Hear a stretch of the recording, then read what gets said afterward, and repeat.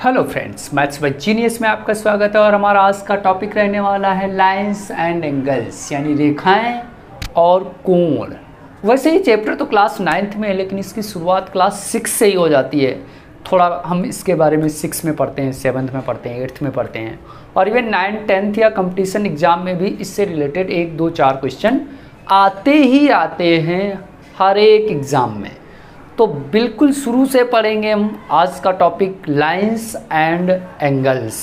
तो इस वीडियो में जो हम सीखने वाले हैं वो क्या है कि सबसे पहले हम सीखेंगे कि लाइन या रेखा क्या होती है, रेखाखंड क्या होता है, रे क्या होती है, फिर एंगल कितने टाइप के होते हैं, फिर एंगल उनको हम ड्रा कैसे करते हैं, फिर उससे रिलेटेड बहुत सारे क्वेश्चंस जो लाइन और एंगल्स की हेल्प से बने हुए होंगे।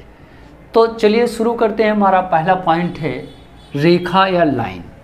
तो रेखा या लाइन क्या होती है कि वो इस तरीके से होती है, लेकिन उसका लंबाई फिक्स नहीं होती है।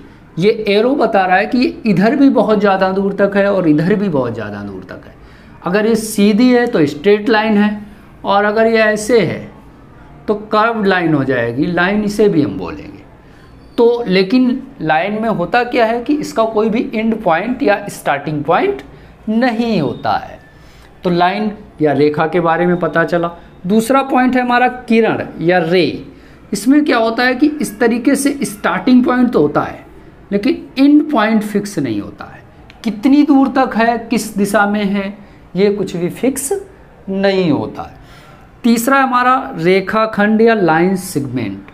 लाइन सेगमेंट क्या होता है कि इसकी लंबाई फिक्स होती है, यानी इसमें स्टार्टिंग पॉइंट भी होगा और एंड पॉइंट भी होगा, और वो इस तरीके से होगा, और इसमें हम ए या बी करके ऐसे डाल देंगे। मान लो ये रेखाखंड है जिसकी लंबाई 5 सेंटीमीटर। इस तरीके के क्वेश्चन क्लास 6 में बहुत आते हैं कि draw a line segment 5 centimetre, 10.5 centimetre. तो वो स्केल की हेल्प से आप एक लाइन सेगमेंट को ड्रा करते हो, ना कि रेखा को। ये तो हो गई हमारे पास लाइंस। अब एंगल क्या होता है उसके बारे में देखते हैं। तो देखिए एंगल या कोण क्या होता है।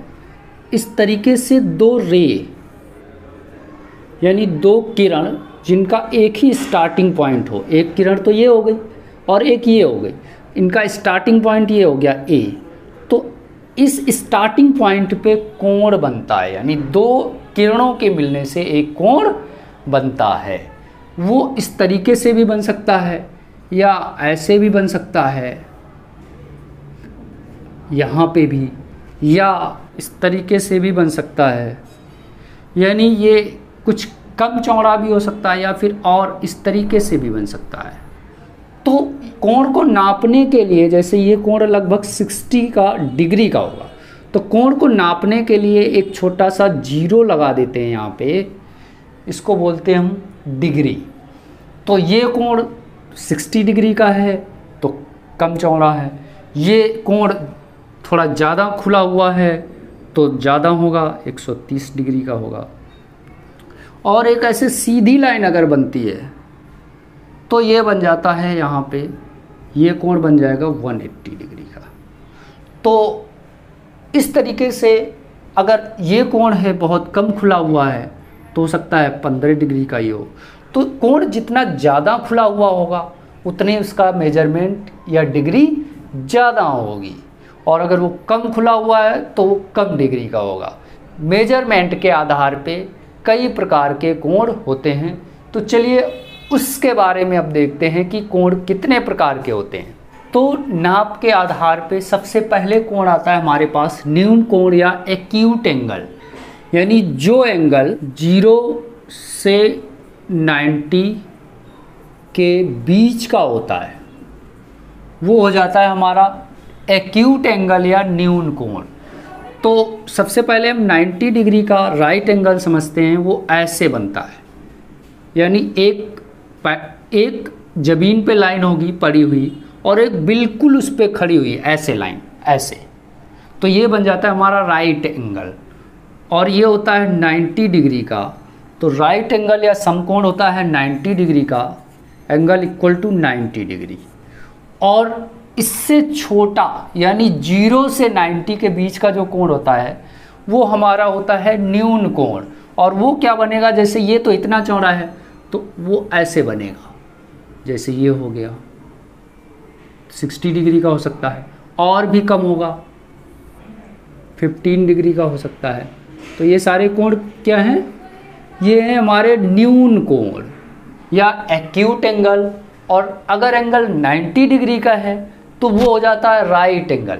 और एक बात और याद रखनी है, जैसे ये वाले एंगल हैं तो इस पर तो ऐसे लगाना है, लेकिन जब राइट एंगल होगा तो वो यहाँ पे ऐसे लगाना है, उसको ऐसे गोल करके नहीं लगाना है, उसको लगाना है आपको ऐसे।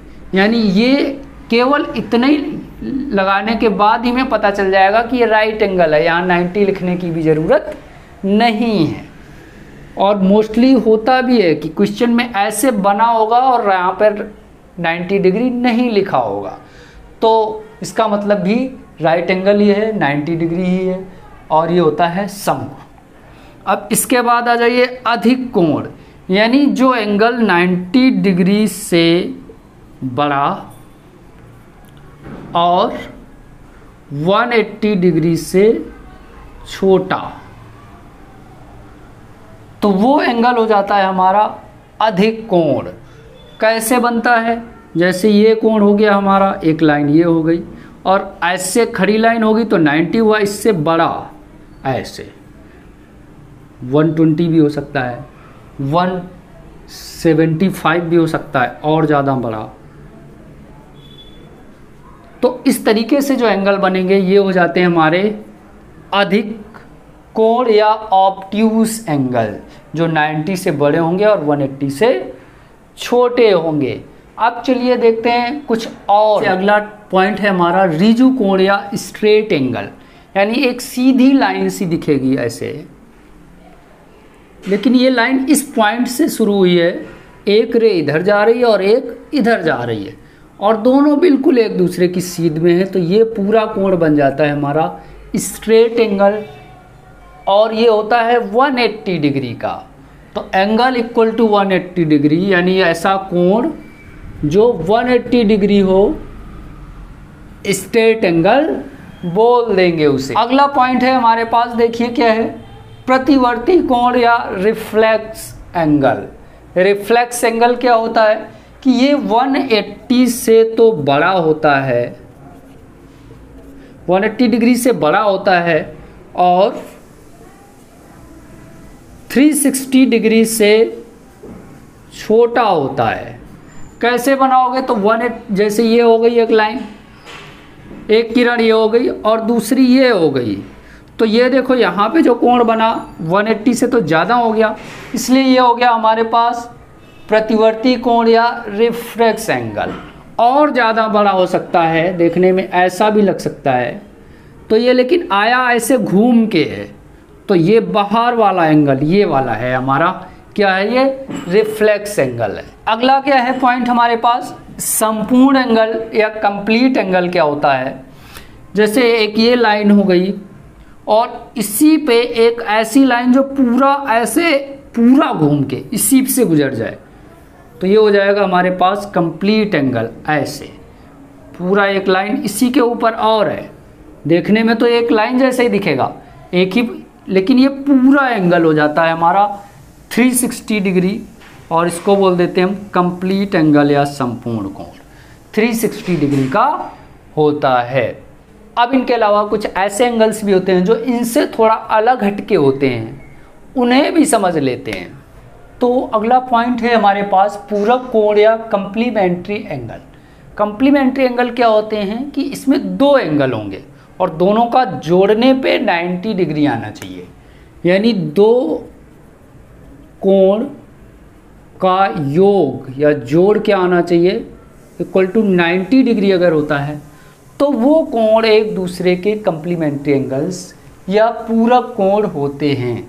जैसे एग्जाम्पल में लिख दिया हमने 60 डिग्री और 30 डिग्री, देखो दोनों को जोड़ोगे क्या आएगा 90। ऐसे ही आपसे कहा जाए कि आप 45 डिग्री का कंप्लीमेंट्री एंगल बताओ, यानी उसका पूरा कोण बताओ, तो 45 ही हो जाएगा, क्यों, दोनों को जोड़ने पे 90 आ जाएगा। आपसे कहा जाए 15 डिग्री का बताओ कम्प्लीमेंट्री एंगल, तो इसका 75 हो जाएगा। 15 का कम्प्लीमेंट्री 75, दोनों को जोड़ो 90 डिग्री, और डिग्री ज़रूर लगा देंगे सब में। यानी इसे और अगर अच्छे से समझे तो कैसे समझ सकते हो, ये एक एंगल हो गया हमारे पास 90 डिग्री का, इसी में से हमने एक ये ऐसे 30 डिग्री अलग कर लिया और 60 अलग कर लिया, यानी पूरा तो ये 90 डिग्री था, तो ये दोनों कम्प्लीमेंट्री एंगल्स हो जाएंगे। अब चलिए पॉइंट समझते हैं समपूरक कोण। तो समपूरक कोण या सप्लीमेंट्री एंगल्स होते क्या हैं, ये होते हैं कि जब दो एंगल यानी दो कोणों का योग क्या आना चाहिए 180 अगर हो जाए तो वो हो जाएंगे सप्लीमेंट्री एंगल्स, यानी सम होना चाहिए 180। जैसे एग्जाम्पल बताओ क्या आएगा इसका, एक एंगल तो हो गया 120, तो इसका सप्लीमेंट्री एंगल्स हो जाएगा 60, क्योंकि दोनों को ऐड करने पे आ रहा है 180 डिग्री। या फिर आपसे कहा जाए कि ये बताओ 15 डिग्री का सप्लीमेंट्री एंगल क्या होगा, तो 15 का सप्लीमेंट्री एंगल हो जाएगा 165, दोनों को ऐड करने पे आएगा 180। ये कैसे होता है देख लो फिगर में, जैसे एक ये लाइन हो गई, तो अभी लाइन स्ट्रेट एंगल आपको बताया था 180 डिग्री का होता है, इसी में दो कोण बना लिए, एक इधर वाला और एक इधर वाला। इधर वाला तो हो गया हमारे पास 60, तो इधर वाला हो जाएगा 120, और दोनों को ऐड करने पे आ जाएगा 180। यानी ये दोनों एंगल अगर एक लाइन पे एंगल बन रहे हैं तो वो एक दूसरे के सप्लीमेंट्री एंगल्स या समपूरक कोण हो जाएंगे। तो अभी तक आप लोगों ने इतने सारे एंगल्स के बारे में सीखा, अब हम कुछ ऐसी ट्रिक्स सीखेंगे जिनकी हेल्प से हम क्वेश्चंस को सॉल्व करेंगे। तो पहला देखिए पॉइंट है रेखिक युग्म या लीनियर पेयर क्या होता है, इसके बारे में समझ लेते हैं। जैसे कि लाइन हो गई, तो लाइन है, स्ट्रेट लाइन है, तो सीधी सी बात है यहाँ जितने भी एंगल होंगे सबका सम क्या होगा 180। एक ये ऐसे लगा दिया इसमें एंगल हो, तो ये हमारे पास दो एंगल्स हो गए, एक ये वाला और एक ये वाला, तो एंगल 1 और एंगल 2, और दोनों का sum then angle 1 plus angle 2 equal to क्या लिखोगे 180, और ब्रैकेट में यहाँ आगे लिख दोगे क्यों ये 180 है, रेखिक युग्म होने की वजह से, रेखिक युग्म है इसलिए 180 है। ये रीज़न ज़रूर लिखेंगे कि इनका सम 180 क्यों है, तो ये ज़रूर लिखना है।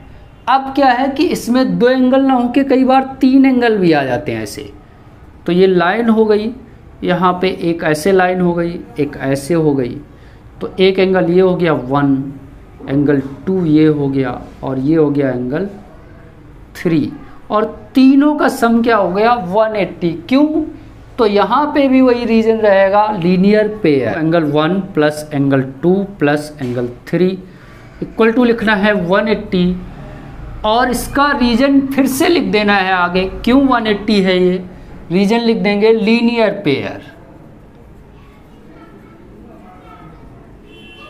इसलिए ये 180 है। तो आपको समझ में आ गया, ये इसमें दो एंगल भी हो सकते हैं और इसमें तीन एंगल भी हो सकते हैं, या तीन से ज़्यादा भी हो सकते हैं, लेकिन अगर एक स्ट्रेट लाइन पे कोई भी, ये ऐसे भी हो सकता है ऐसे, तो ये वाला प्लस ये वाला दोनों का सम क्या हो जाएगा 180, रीजन लीनियर पेयर। तो इस तरीके से ये कैसे भी हो सकते हैं, आपको केवल ये देखना है कि एक लाइन है उस पर कितने एंगल बन रहे हैं, उन सबका सम क्या हो जाएगा 180। अब चलिए चलते हैं अगले टाइप के एंगल के बारे में सीखते हैं। तो अगला पॉइंट है हमारे पास शीर्षाभिमुख कोण या वर्टिकली अपोजिट एंगल। तो ये एंगल्स क्या होते हैं, जब कहीं पे दो इस तरीके से लाइंस नॉर्मली ऐसे आके एक दूसरे को कट करती हैं, तो ये वाला एंगल और ये वाला एंगल एक दूसरे के अपोजिट हैं और ये इक्वल होते हैं। तो और क्यों इक्वल होते हैं, क्योंकि ये है शीर्षाभिमुख कोण। यहाँ जैसे एंगल 1 हो गया, ये 2 हो गया, ये 3 हो गया, ये 4 हो गया, तो तो एंगल 1 इक्वल टू है एंगल कितने के, 3 के। रीजन बताओ क्या है, रीजन वही है शीर्षाभिमुख कोण। तो ये रीजन लिखना बहुत जरूरी है। अगर आप रीजन नहीं लिखते हो कि ये इसके इक्वल क्यों है, तो फिर ये आपका सही नहीं माना जाएगा, या सही मान भी लिया तो पूरी तरीके से सही नहीं माना जाएगा। अब या फिर इसी में देखो एंगल 2 किसके इक्वल है, 4 के। तो एंगल 2 इक्वल टू किसके है, एंगल 4 के। रीजन क्या है, तो आपको पता चला जब भी दो लाइन आपस में ऐसे क्रॉस कर रही हो, इसका मतलब वहां पे शीर्षाभिमुख कोण या वर्टिकली अपोजिट एंगल्स बन रहे होंगे। कई बार आपको पहचानने में दिक्कत हो सकती है, वो इस तरीके से भी हो सकते हैं, ऐसे।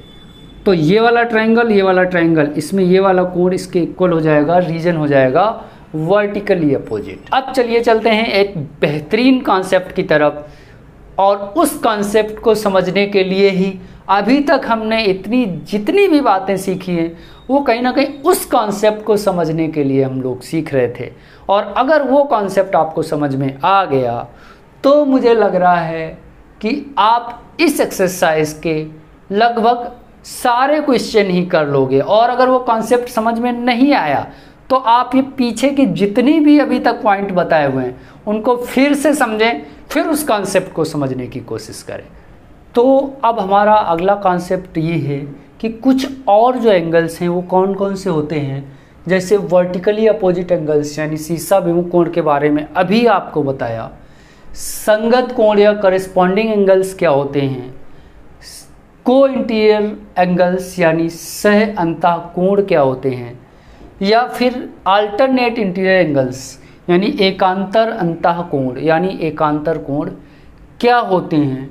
इसको समझने के लिए आपको समझना पड़ेगा इस वाले फिगर को, और इस फिगर को अगर आपने समझ लिया तो मुझे लग रहा है कि क्वेश्चंस को सॉल्व करने में आपको कोई भी प्रॉब्लम नहीं आएगी। और अगर ये फिगर आप नहीं समझ पाते हैं या आपको नहीं आता है तो आप ऑलवेज हमेशा कंफ्यूज ही रहेंगे, ये कैसे हो गया, ये कैसे हो गया, ये इसके इक्वल क्यों लिख दिया। तो इस चीज़ को समझने के लिए बहुत ध्यान से समझिएगा और वीडियो को पूरा देखिएगा ताकि आपको ये टॉपिक बिल्कुल अच्छे से कंप्लीट हो जाए हमेशा के लिए। सबसे पहले क्या है कि ये और ये दो लाइन हो गई। सपोज दैट ये लाइन L है और ये लाइन M है, और ये पैरेलल लाइन है यानी L पैरेलल है M के, यानी समांतर रेखाएं हैं। तो समांतर रेखाओं के बीच की दूरी हमेशा बराबर रहती है। और इनको एक ऐसे लाइन मान लो N ये कट कर रही है, क्रॉस कर रही है, क्रॉस कट कर रही है, इसको बोल देते हैं प्रतिच्छेदन रेखा, जो इसको काटती हुई निकल जाती है। तो इसमें देखो एंगल 4 तो यहाँ बन रहे हैं, एंगल 1, 2, 3 और 4। ये देखो ऐसे ही एंगल यहाँ 4 बन रहे हैं, 1, 2, 3 और 4। तो ये 5 हो गया, ये 6 हो गया, 7 हो गया, 8 हो गया। इनमें आपस में रिलेशन होता है। क्या रिलेशन होता है कि देखो अभी आपको बताया था कि शीर्षाभिमुख कोण यानी एक दूसरे के अपोजिट। तो देखो 1 के अपोजिट क्या है, 3, यानी जो एक दूसरे के कोण अपोजिट होते हैं वो शीर्षाभिमुख कोण होते हैं। तो एंगल 1 इक्वल टू क्या हो जाएगा, एंगल 3। ऐसे 2 इक्वल टू क्या हो जाएगा, एंगल 4। और एंगल 5 किसके इक्वल हो जाएगा, 7 के, और एंगल 6 इक्वल हो जाएगा 8 के। तो ये एंगल्स आपस में इक्वल होते हैं। क्यों इक्वल होते हैं, रीजन वर्टिकली अपोजिट एंगल्स यानी शीर्षाभिमुख कोण हैं इसलिए। तो ये पॉइंट आपको समझ में आया। अब देखते हैं दूसरा, करेस्पॉन्डिंग एंगल्स यानी संगत कोण कौन कौन से हैं। इसमें संगत कोण में आएगा जैसे ये हो गया एक एंगल 1 ये वाला, और एंगल 5 ये देखो एक ही लाइन से बन रहा है, उसी में ये दो पैरेलल लाइन कट कर गई। तो एंगल 1 ये इक्वल हो जाएगा किसके, एंगल 5 के। ऐसे ही 2 देखो ये ऐसे लाइन कट कर रही है, उसमें ये दो पैरेलल लाइन 2 और 6। तो एंगल 2 किसके हो गया, संगत कोण 6 के। और बताओ कौन किसके संगत है? उल्टा देखो, ये नीचे से 4 किसके संगत कोण में आएगा? 8 के। तो 4 और 8 दोनों इक्वल हो जाएंगे, तो एंगल 4 हो गया इक्वल किसके? एंगल 8 के। और एंगल 3 हो जाएगा 7 के, और एंगल 3 हो जाएगा इक्वल 7 के। और ये सब क्यों इक्वल हैं? क्योंकि ये एक दूसरे के हैं संगत कोण या करस्पॉन्डिंग एंगल्स। तो करस्पॉन्डिंग एंगल्स कैसे बनते हैं एक बार फिर समझ लो। जैसे ये है, एक लाइन है, तो इसी में एक ये और ये 2 पैरेलल लाइन हो गई, तो ये एंगल इसके संगत कोण हो जाएगा, या नीचे वाला भी हो जाएगा, ये वाला इसके। तो आई बात समझ में? किस तरीके से देखना है आपको? संगत कोण आ गया समझ में। अब चलिए देखते हैं हम एकांतर अंतः कोण यानी अल्टरनेट इंटीरियर एंगल कौन कौन से हैं।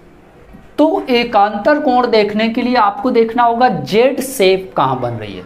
जैसे ये तो ये वाला कोण इसके एकांतर कोण होगा, यानी एंगल 3 इक्वल हो जाएगा किसके? 5 के। रीजन हो जाएगा एकांतर कोण।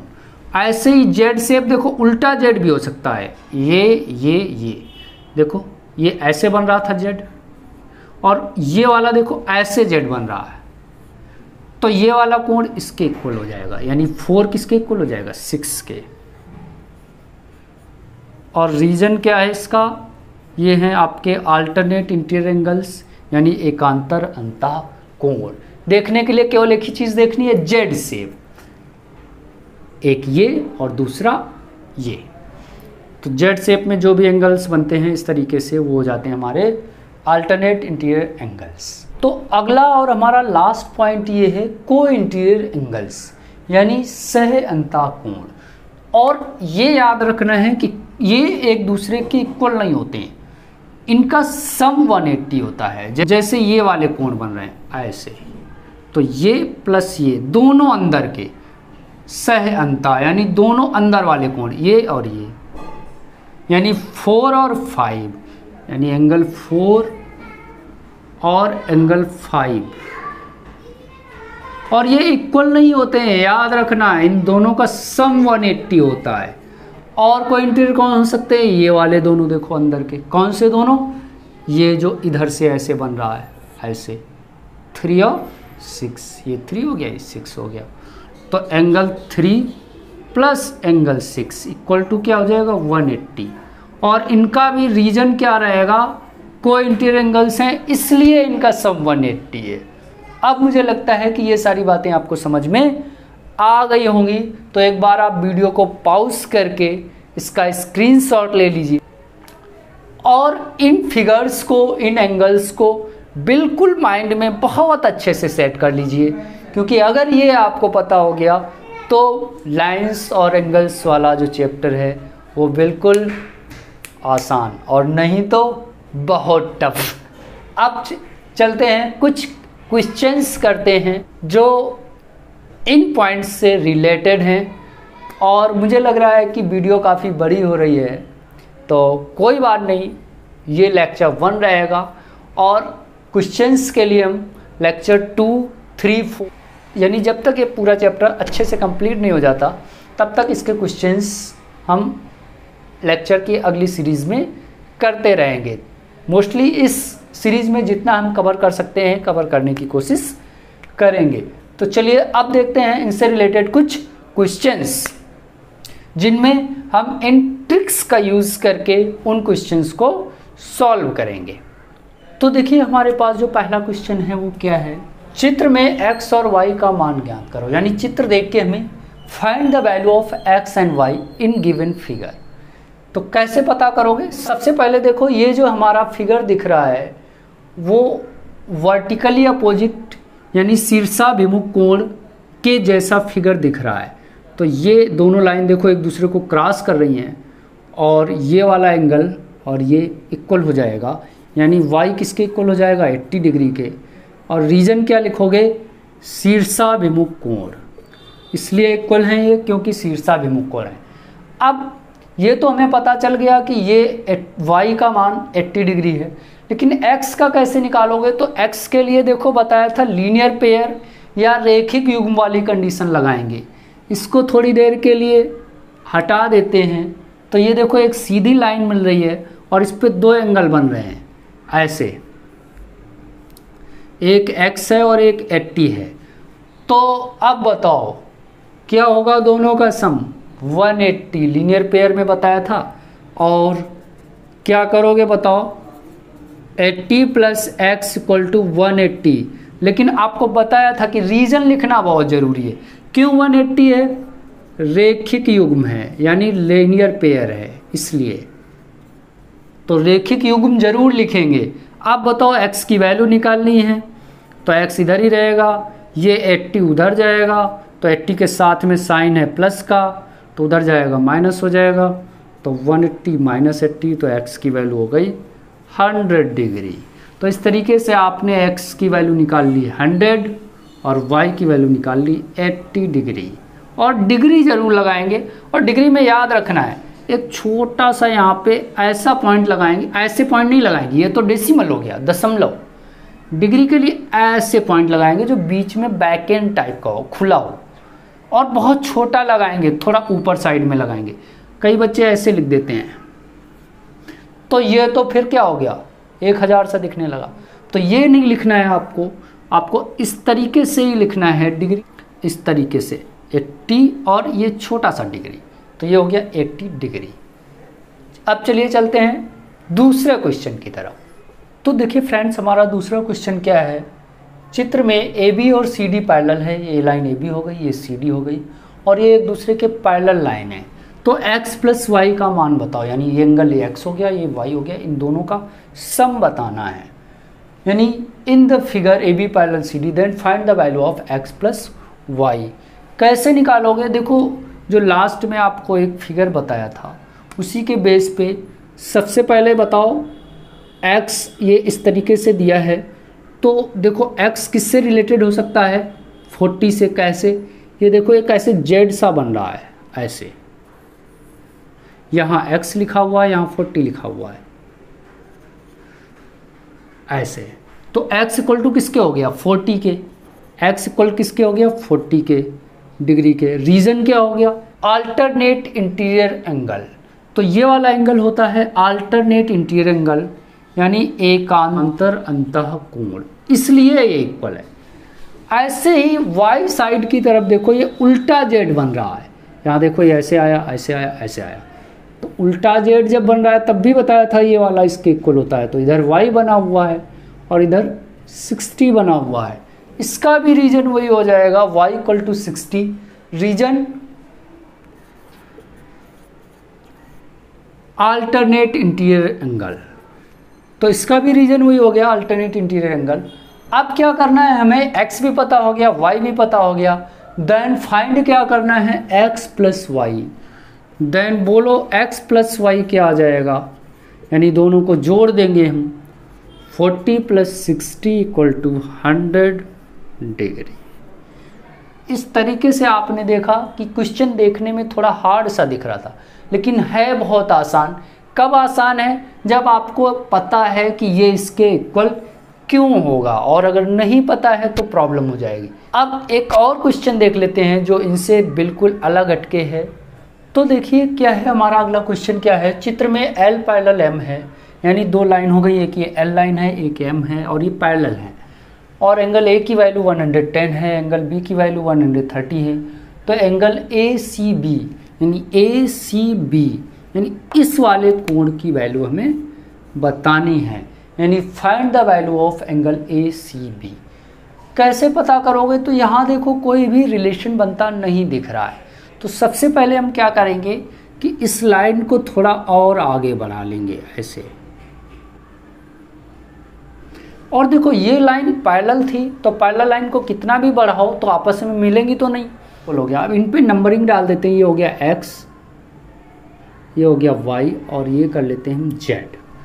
अब करो क्या हो गया, और इसको कर लेते हैं हम एंगल C तो है ही है। अब क्या करो बताओ? देखो होता क्या है, ये भी अंदर एंगल बन रहा है, ये भी अंदर बन रहा है, देखो ऐसे बन रहा है। तो ये अंदर प्लस ये अंदर, दोनों का सम हो जाएगा 180। रीजन क्या दोगे? Co interior angles. तो angle x plus 130 equal to हो गया 180।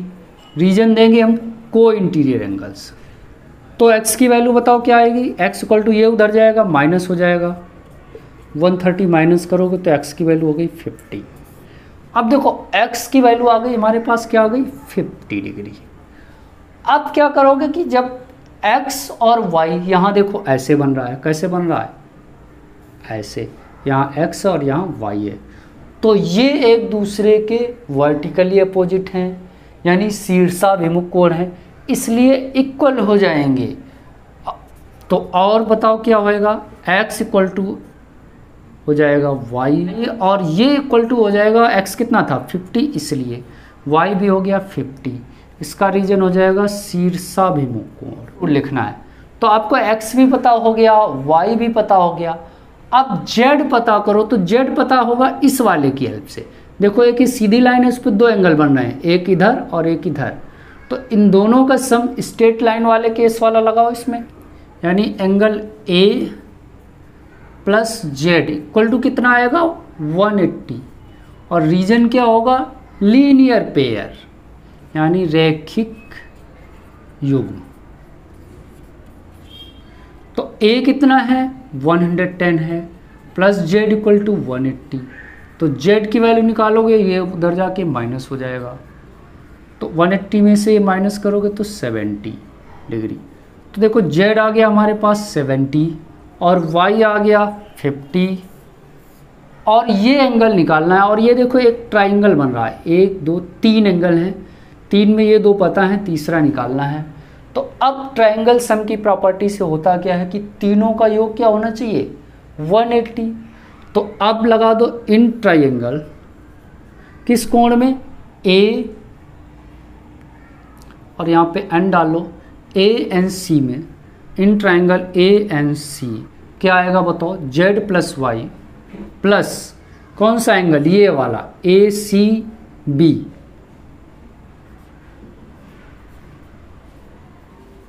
इक्वल टू हो जाएगा 180। y और z की वैल्यू बोलो, तो y की वैल्यू है 50 और z की है 70। तो 50 plus 70 plus angle ACB equal to 180, ये दोनों मिलकर के हो गए 120 plus angle ACB equal to 1।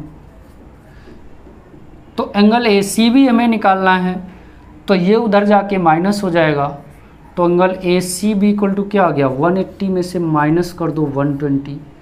तो इस तरीके से एंगल ACB माइनस करने पे हमारे पास आ जाएगा 60 डिग्री।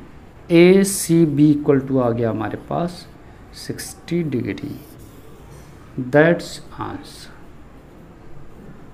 अब हमारा अगला पॉइंट रहेगा होम असाइनमेंट के लिए क्वेश्चंस, जैसे हम पिछले वीडियोज़ में भी देते रहे हैं। तो इस वीडियो में ये रहे कुछ होम असाइनमेंट के लिए क्वेश्चंस आपकी स्क्रीन पे, इनका आप स्क्रीनशॉट ले लीजिए और इन्हें सॉल्व करके देखिए कि आपने इस वीडियो से कितनी मैथ सीख पाई है, और इनके आंसर को हमें कमेंट करके ज़रूर बताइएगा। और अब मुझे उम्मीद है कि आपको मेरा ये वीडियो पसंद आया होगा। तो अगर वीडियो पसंद आया हो तो वीडियो को लाइक कीजिए, और हमसे जुड़े रहने के लिए और आगे की मैथ सीखने के लिए हमारे चैनल को सब्सक्राइब कर लीजिए। सब्सक्राइब करने के लिए ग्रुप के लोगों पे प्रेस कीजिए, और वीडियो को पूरा देखने के लिए थैंक्स।